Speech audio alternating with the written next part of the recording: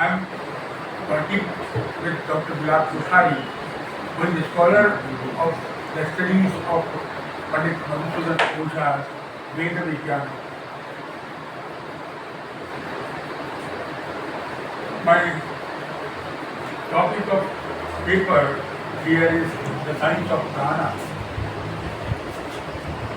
Once the prana located in various senses began to debate and prove their supremacy over others, they began to say, I am the most excellent, I am the best, I am the best. Then the pranas went to their father Prajapati and asked, Lord, who is the most excellent of us all? Prajapati replied, of you, the tattva which goes out of the body and body appears lifeless, that tattva is most excellent. Then the sense of Vak left the body, and after remaining in exile for 1 year, it returned and asked, how were you able to live without me? Then the senses replied, just as a dumb man breathes in and breathes out, sees with his eyes, hears with his ears, and thinks with the mind, and makes his living. Similarly, we also could survive. Hearing this, the Vajantriya entered the body again. After it, the senses of hearing and seeing came out of the body, even then the body continued to live. In the end, prana gets ready to come out of the body, just as the powerful horse uproots the pegs that bind its leg. In the same way, the prana frees itself from all the bondage of the senses. Then all of them entreated the prana, requested the prana, Lord, stay where you are. You alone are the most excellent of all of us. Please do not go. Therefore, in Loka, all the senses, including Vaka and are addressed as prana, only because all are energetic and alive on the account of prana only. All devas, beasts, and all living beings, and they were there with the support of prana only, because prana alone is the span of life of all living beings. Hence, it is the life of all living beings. Mana and prana are said to be the life of all. The name of prana, the name of a special tattva, which is derived from of the warmth, taste, smell, touch, and word, and does not fill the space, is the prana. It is a tattva which sustains bhuta and fills them with power. Vak becomes thick and solid on account of its relationship with the prana and becomes perceptible to the senses, just as the wood is a mass of thousands of atoms. Prana makes them all stick together. Therefore, when we lift a part of wood, the whole wood is be lifted. But when the prana goes out of it, it becomes lifeless. And the only part of it which is lifted, that part is only lifted. Mutual adhesiveness of atoms is removed. This adhesion of prana in all the material objects of the world is eventually broken. Prana alone is the progenitor of all material objects. This very prana is mainstay of Veda Vijnana. Ordinarily, it is believed that the word prana has produced from anadhatu with a prefix pra, that which gives life to all is prana. Bala vidharane prana shakti, which is prana and shakti words are used in bal and dharan. Prana Kurbuddha Rupa, which is prana is active every moment. All activities of the world are in the form of prana.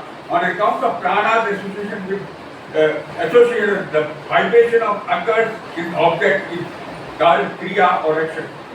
The material cause of all activities is prana, that in which activity takes place. Some part of prana is taken out, just as a drop of water is removed from the ocean, but its water does not become less. Similarly, by shaking a finger or moving about, one does not feel the lack of prana, but as the matter of fact, deficiency does occur. If we continue an activity for a long period, we certainly feel tired, and this tiresomeness is the lack of prana only. But when the deficiency of prana is compensated with this infinite space or atmosphere, this residue is removed. Therefore, all activities are modification of prana. In reality, of the five basic material substances, which is word, touch, form, taste, and smell, prana does not have a single characteristic.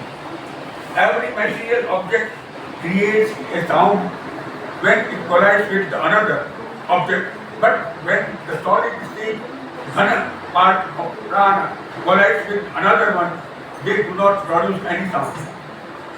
The wind does create an impact on our body, but we don't feel the touch of prana, even if they collide with us.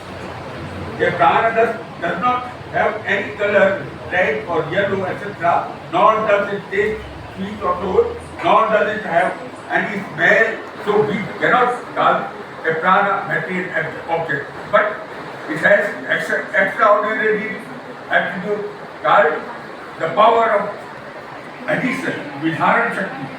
On account of this attribute of addition of prana, all the atoms of the earth or the soil are joined together simultaneously, and when the water dries up, the soil disintegrates according to its nature. This tattva of addition, Vidharan Shakti, is called prana.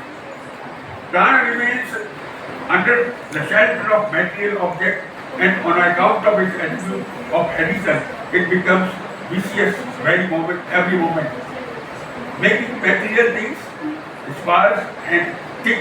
This prana does some or other activity in every material object, hence prana is called ardhavana. Prana has an attribute of addition, that asana or joining. In other words, it has an attribute of sticking or adhering and cannot live separately. Due to this very attribute of addition, this prana can join things together. Prana binds mana, though man does not accompany anyone. Prana has greater power to associate itself with anyone. Hence, fortified with this power, it fastens the mind. That is why the mind remains tethered to the bodies of living beings. Though the mana wanders over a particular object and moves here and there, it doesn't leave prana and separate itself separate from it. Remaining combined, it is not the attribute of mana, but it remains tied with the power of prana. Notwithstanding the fact that it remains restricted to a small area, it can occupy a large area just as the flame of a lamp and it lights. This mana sometimes remains away, sometimes it falls easily, and sometimes it remains in a state of drowsiness, which is also called swapna jnana. Thus, mana has three states, but prana never sleeps. It always works. This is known as prasubdhi. When this very mana is tired of working, it wants to rest, but prana is never tired, nor does it ever want to rest. If prana evinces sign of tiresomeness sometimes, in reality, it should be considered mana's tiresomeness. Mana's work is to motivate prana, but exhausted mana cannot motivate anyone. Hence, prana's activity seems to stop. Prana moves from one object to another. If it comes across an entity which has less quantity of than the quantity of an object in which it lives, then the prana of both joins hands together and amalgamate with the whole equally. Just as a hot object and a cold object mixed together, and the heat is spread over both the objects equally. It is believed that the prana is of four types. One is the parorja prana, or the substances of parorja, simple creation, which remains fixed at various places due to its attribute of vidharan, is called parorja prana. Secondly, agriya prana, the prana which has nature of disintegrating objects. Third is rota prana, which has attribute of solidifying. And fourth, api prana, the prana which has attribute of transforming, just as transformation of glass into milk. Just as the spoke remains fixed in the hub of a wheel of a chariot and are also dependent on it, similarly, the whole universe is sustained by prana tattva. Prana alone is karma, mala. Prana alone is doer. Prana alone is a deeds. Prana alone is kriya bhav, a form of activity. In the visible world too, the prana alone is mother, the prana alone is father, and prana alone constitutes all else man and else woman. Prana alone is kshara, akshara, and abhyaya purusha. There is nothing beyond prana. In the world, prana alone is truth. Beyond prana, there is no truth. Only this prana is presiding deity of all the senses and remains established in the form of senses. Basically, it cooperates with all senses. Prana alone is the pragmatic soul. It should be worshipped as the soul only. This main prana is approximately the size of a pradesha. The prana is an action or activity. It is in the form of contraction and expansion. In Veda, it is called etipreti. Life continues as long as prana keeps coming and going. Not even in item, it is direct of vibration. That is why nothing in the world is sense prana. It moves from a place where it is in access to a place where it is in less. Prana is asanga, where as the creation depends on intermingling and mutual association of people. Concerned associated with bondings and relationships is called the creation. The pranas are not attached to individual. Their relationship is that of co-associate and fellow traveler. The Veda is a pranic creation. It is free from bondings. Therefore, Swayambhu's Brahmanishwara Veda is not man-made. It is stated to be divine, eternal, and beyond the universe. This pranic creation is called God's mental creation, Manasi Srishti. Situated in Swayambhu's circle, this prana is known by the name of Yat. Swayambhu alone has a triad of Veda consisting of Rik, Yadu, and Sama. The Yat part of the Yadu of the triad of Veda is known as prana, and the name of part of Ju is called Vak. This Vak and prana are also called Avakashavayu. Both are inseparable. In the process of counter creation, these forms of Brahma, Akash, and Vayu remains intact.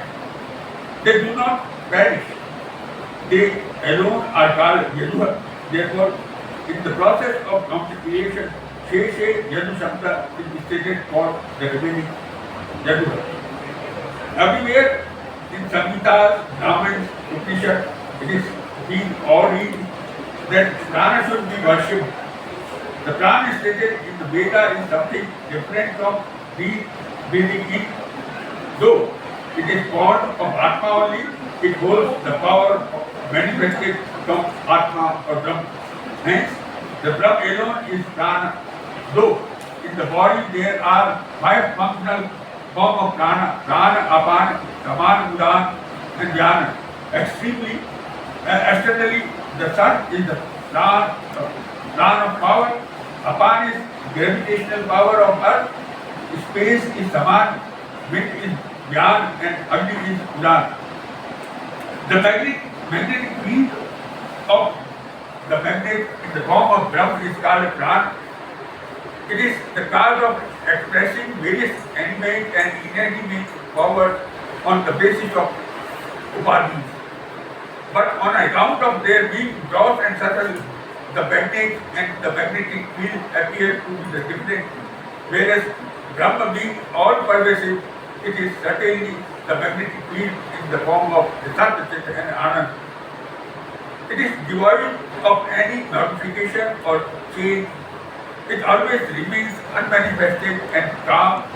It never assumes a dormant form, nor does it become active. Prakriti is its power. The power which becomes manifest through the five basic material elements is called Jara Shakti, or the power of inanimate.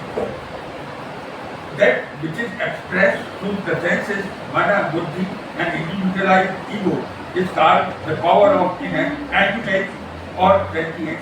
But the power that is manifested through Mahat Tattva and the individualized ego generated by its physical power and others. Prana is of five types. The place of breath is also called prana, because inhalation and exhalation also constitute the basis of life, and all the kalas components function due to it only. The reason why inhalation and exhalation are called prana is that power which keeps the heart and lungs always active is named prana. In reality, the prana is the power which propels the entire body, nerves, cells into action perpetually. The sense, mana and intellect too are located on the basis of prana only, though the senses, the mind and the intellect become inactive in a state of dormancy, but in the situation too, prana keeps working. The state of waking, dreaming and dormancy are also dependent on prana. During this state too, pranic power keeps flowing through all the veins of body. In that form, the pranic flow remains. In that flow, the pranic flow remains absolute. This very prana becomes helpful in man's spiritual upliftment. With the help of prana alone, man is able to assimilate the word of Shruti such as Aham Brahmasmi. But prana is not able to do anything all alone. Along with pranas, man and vak who play an equally important role in the supraphysical, material and spiritual progress of every living being. Therefore, it is vitally important that we get the knowledge of the form of mana, vaka and with prana. Thank you very much.